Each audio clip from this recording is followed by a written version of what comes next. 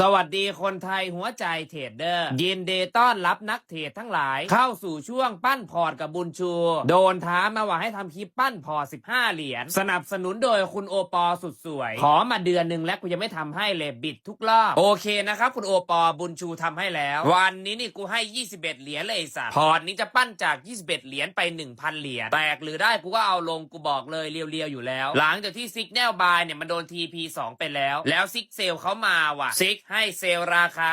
4767บุญชูก็ได้เข้าเซลไปก่อนเลย 0.03 ไม้เดียวถ้ากูบวกเนี่ยกูก็บวกยับถ้ากูแตกเนี่ยก็ตามยถากรรมสิ่งศักดิ์สิทธิ์ก็ช่วยอะไรมึงไม่ได้รอดูผลลัพธ์ผ่านไปครึ่งชั่วโมงไม้กูหายไปแล้วตามสูตรเลยครับคุณผู้ดูพอร์ตกูแตกเสร็จปุ๊บมึงลงกลับมาที่เดิมสุดยอดไอ้ทองคำพูดได้คำเดียวว่าไอ้สัตว์21 เหรียญมึงยังเอากูเนาะเป็นไงครับคุณโอปอกูเก่งไหมกูปั้นพอร์ตให้พวกมึงดูแล้วนะใครอยากปั้นมึงเอาเลยที่ไม่ใช่กูอะตัดภาพมา5 โมงล่าสุดซิกเซลตอนเช้า TP2 นั่นไงกูว่าแล้วมันเอากูแตกก่อนแล้วค่อยลงรู้งี้ออก 0.01 ดีกว่าก็โดนเฮียทองคำถีบตกรถไฟไปตามระเบียบเสียดายว่ะ